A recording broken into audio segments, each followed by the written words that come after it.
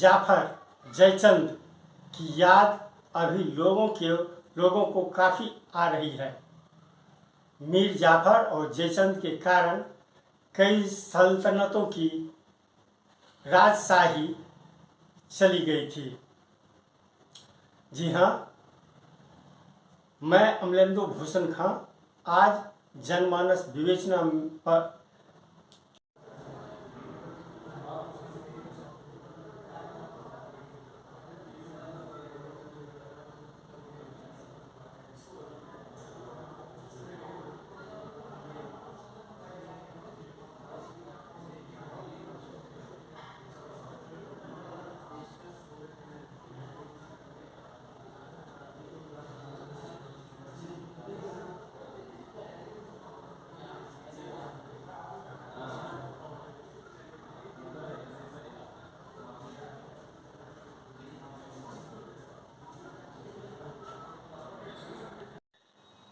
जनमानस विवेचना में आज मीर जाफर और जयचंद, राजनीति के जयचंद जो हैं, इसी पर चर्चा करेंगे हम।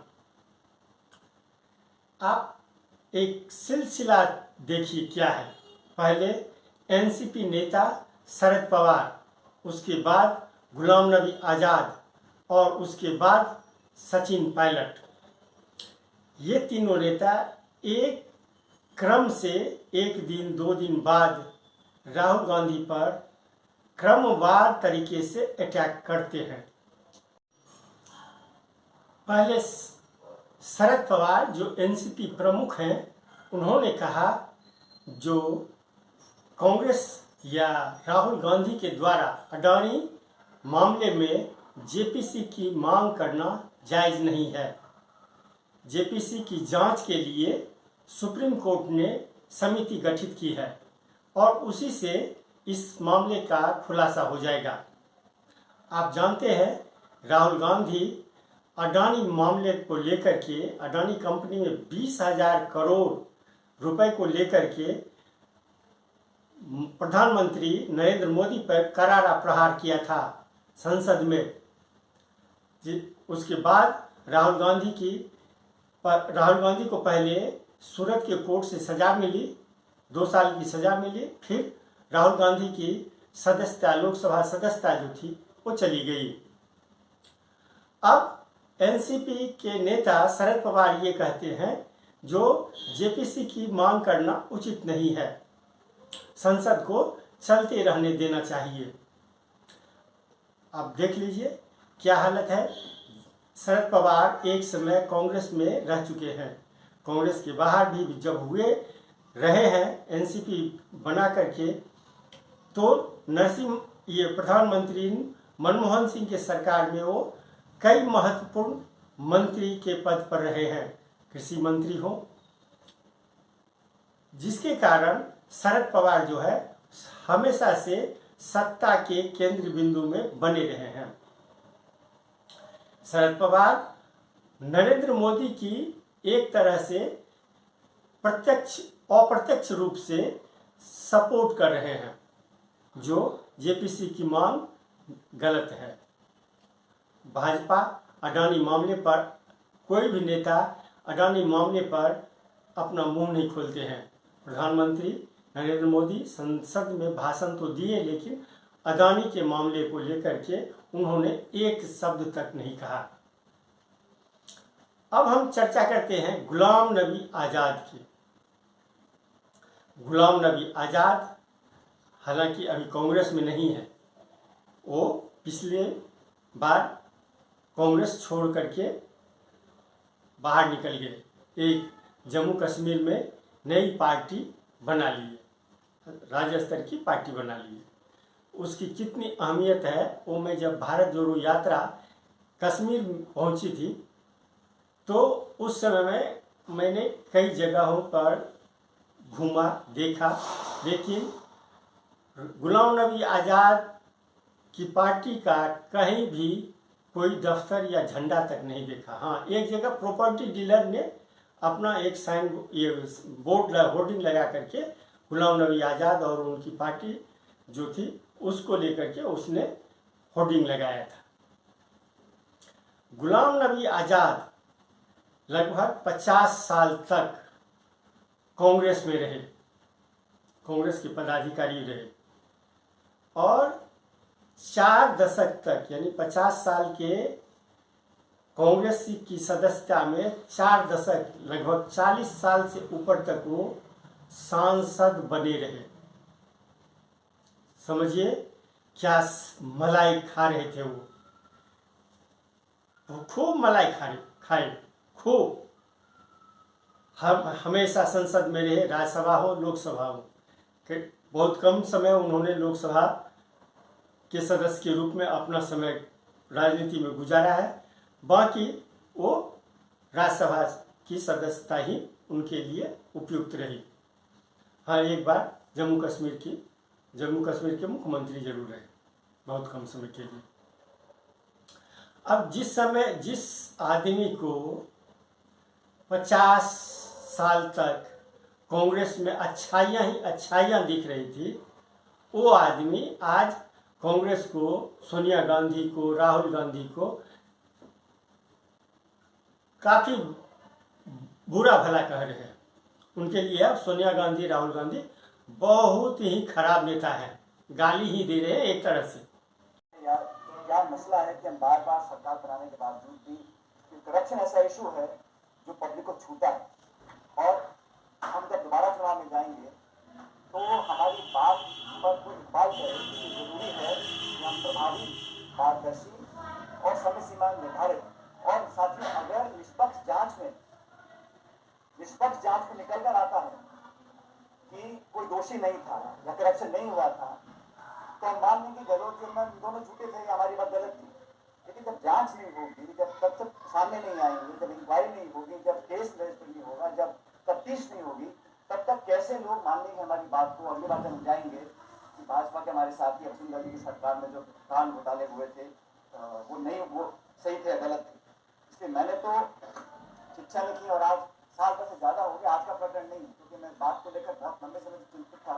मैं कांग्रेस पार्टी का अध्यक्ष था, और उस समय जब हमने बात रखी थी तो जनता को, पार्टी को, वर्कर्स को, देश को ये हमने आश्वासित किया था कि हम बिना भेदभाव के जांच करवाएंगे, और हमारे पास इस वक्त पूरा तथ्य हमारे पास है। विपक्ष मानता हूँ कि सरकार में आने के बाद हमारे पास वो संकल्प शक्ति नहीं होगी कि हम उन तथ्यों को उजागर कर सकें। और ये जांच का विषय मैंने नहीं कहा, तो कई बार आपने देखा मुख्यमंत्री जी ने बोला है, कई बार सदन में बोला है, सदन के बाहर बोला है, तो इसलिए मैं समझता बहुत जरूरी है।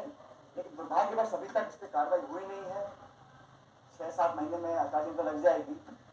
इसलिए मैं ये आपसे आपके साझा करना चाहता था। और साथियों, कई बार आपसे सवाल पूछते हो और मैं जवाब देता हूँ कि मैंने कांग्रेस लीडरशिप को राजस्थान के संदर्भ में कई सुझाव दिए। मैंने कहा आप लोग कई बार, उनमें से एक सुझाव ये भी था कि पार्टी की साख बचाए रखने के लिए पार्टी के नेताओं द्वारा दिए गए आश्वासन और भाषण ऐसे ना लगे कि हम सिर्फ चुनावी रोटी सेकने के लिए झूठे मूठे आरोप लगाते हैं और सत्ता में आने के बाद हम सब भूल जाते हैं। तो ये सुझाव भी मैंने लीडरशिप को दिया। आजाद अगर सोनिया गांधी और राहुल गांधी को बुरा भला कहने तक ही सीमित रहते, तब तो कुछ उन पे कमेंट नहीं किया जा सकता था। लेकिन जिस दिन उनकी राज्यसभा सदस्यता जा रही थी, यानी अंतिम दिन था, उससे पहले से ही उनको जब राज्यसभा का सदस्य नहीं बनाया गया, टिकट नहीं दिया गया, उम्मीदवार नहीं बनाया गया, उसके बाद वो जो गाली देना शुरू किए कांग्रेस को, राहुल गांधी को, सोनिया गांधी को, तो उसके बाद वो क्या बोले नहीं बोले इसका कोई लेखा जोखा नहीं है। साथ ही प्रधानमंत्री नरेंद्र मोदी का वो हृदय से गुणगान करना शुरू किया। मोदी बहुत अच्छे, मोदी का काम बहुत अच्छा राजपाट चल रहा है, सब कुछ बहुत बेहतरीन चल रहा है, मोदी को कोई चुनौती नहीं दे सकता, इत्यादि इत्यादि वो करते रहे। अब गुलाम नबी आज़ाद ने एक इंटरव्यू में सीधे तौर पे कहा, जो राहुल गांधी अवांछित उद्योगपतियों से, पूंजीपतियों से विदेशों में मिलते हैं, देश में नहीं।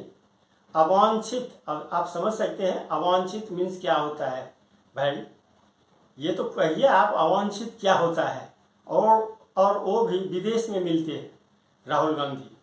तो ये जो उनकी मानसिकता है ये स्पष्ट रूप से सामने आ जाती है। आखिर वो चाहते क्या है।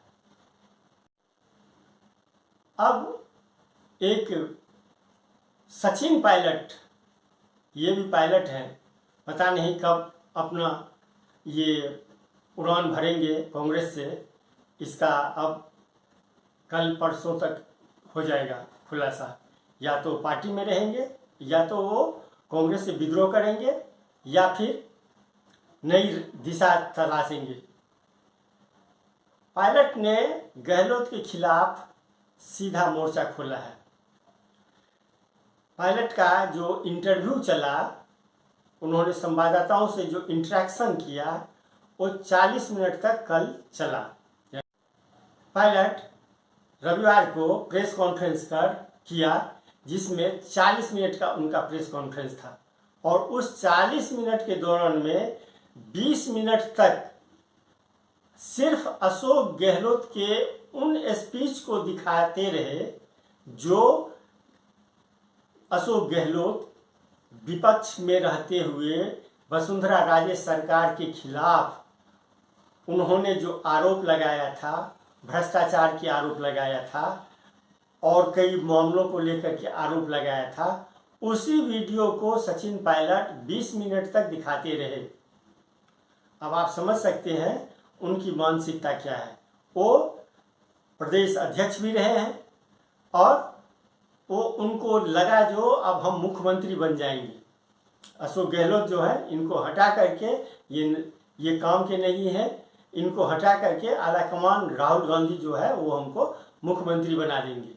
लेकिन आलाकमान अशोक गहलोत को छुए तक नहीं, क्योंकि अशोक गहलोत की लोकप्रियता राजस्थान में बहुत ऊंची है, बहुत लोकप्रिय हैं अशोक गहलोत।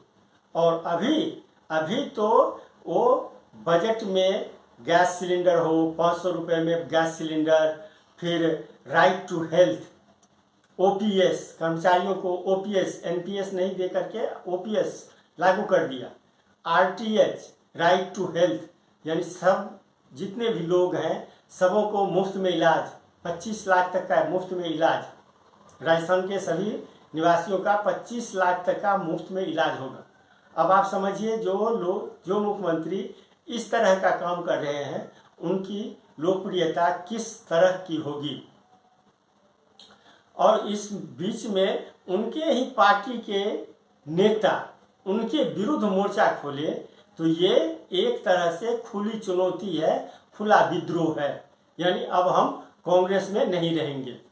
और तो एक दिन का वो अनशन तक रखे, वो भी ज्योतिबाई फुले के जन्मदिन पर।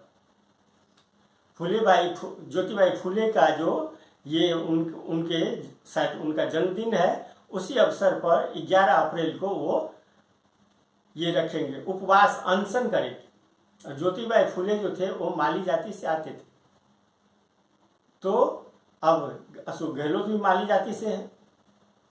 इनकी पहुंच जो है, माली जाति राजस्थान में बहुत, ये मतदाता जो है इनकी संख्या बहुत है। तो ये सचिन पायलट की मानसिकता को दर्शाता है, जो आखिर सचिन पायलट क्या चाहते हैं। इनके साथ एमएलए नहीं है, मुश्किल से 10 से 11 एमएलए होंगे। और ऐसी संभावना व्यक्त की जा रही है जो कर्नाटक चुनाव जब होगा उसके बाद एक एक करके विधायक जो इनके 10 से 11 हैं वो एक दिन में एक दिन में एक, अगले एक दिन में एक, 7 दिन पर एक, ये करके एक एक करके बीजेपी में जाएंगे और बीजेपी उसमें माहौल बनाएंगे। क्योंकि चुनाव जो है राजस्थान में नवंबर दिसंबर में विधानसभा चुनाव है। तो ये एक सोची समझी राजनीति के तहत की जा रही है। अशोक गहलोत भी राजनीति के बहुत बड़े खिलाड़ी हैं। वो भी अशोक गहलोत, ये गुर्जर नेता जो है विजय वैसला, इनकी एक बहन है जो कि राजनीति में काफ़ी सक्रिय हैं। उनको कांग्रेस में लाने के लिए वो तैयार बैठे हुए हैं अशोक गहलोत। जैसे ही पायलट कांग्रेस से बाहर होंगे वैसे ही उनकी एंट्री होगी, यानी गुर्जर नेता को का काट जो है, सचिन पायलट का काट जो है वो अशोक गहलोत पहले से ही तैयार करके रखे हुए हैं। बस इंतजार कर रहे हैं पायलट कब उड़ान भरे, कांग्रेस से कब उड़ान भरे, और विजय वैसला की बहन को वो कांग्रेस में शामिल करा देंगे। और इतना ही नहीं, गहलोत कहा जा रहा है कि गहलोत उसके लिए बहुत अच्छे जो ये है बोर्ड है उसके चेयरमैन बनाने तक के लिए वो तैयार बैठे हुए हैं। जो ये सचिन पायलट कांग्रेस से बाहर हो और उनको मैं एंट्री करा करके उनको मैं बोर्ड का चेयरमैन बना दूं, मलाईदार पोस्ट पे उनको बैठा दूं। तो ये जो जयचंद और मीर जाफर कांग्रेस के हैं, इनको लेकर के काफ़ी चर्चा चल रही है। अब देखना यह है कि इन मीर जाफर और जयचंदों के कारण कांग्रेस का कितना नुकसान होता है या कांग्रेस का कितना फायदा होता है। आज के लिए बस इतना ही। हमें दीजिए आज्ञा। नमस्कार।